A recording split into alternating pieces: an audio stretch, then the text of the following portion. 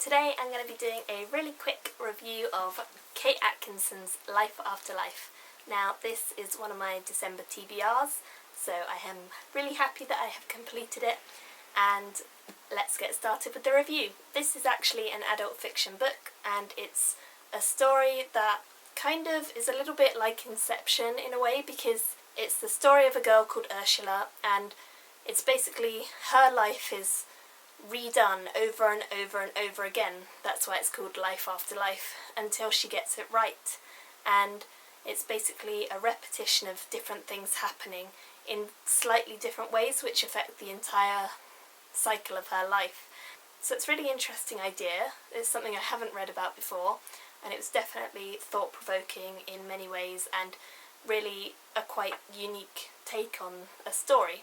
It's set in London in wartime, and I found that to be interesting but also a little bit irritating, because that meant that the characters were quite middle-class English citizens, and they were very chatty and gossipy about some things that weren't entirely relevant to the main character, so I didn't entirely enjoy that aspect, but you know, it fitted in with the story, so I can understand why it is there.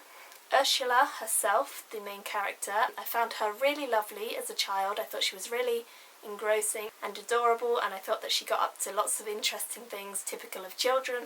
I loved seeing how her life repeated and the different things that she did to get it right the next time, and how that effect of her life being repeated over and over kind of impacted on her, and how she kind of had a little bit of a deja vu psychotic break and things like that. That was a really nice aspect, and I found that to be really interesting.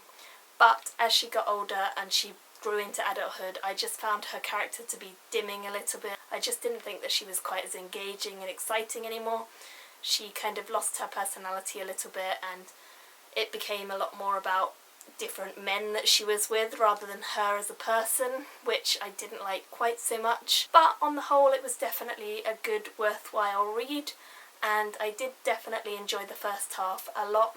The second half was the letdown for me. So overall, I gave this a 3 out of 5 star rating. It was definitely a good read, worth reading, and I did definitely enjoy it. I'm not sure if I'll be picking up any more of her work anytime soon, but I know that this is one of her best, so I did really like it. And if you like the sort of English wartime period, I think you would definitely enjoy it, and especially if you like the idea of life repetition and seeing what small things affect the way that we live our lives, and how that comes into the bigger picture, and how if you changed one little thing, or if you were a few minutes later or earlier to an event, then your whole life could be changed. And it's really interesting from that point of view. So I gave it 3 out of 5 stars, and it was a good read overall.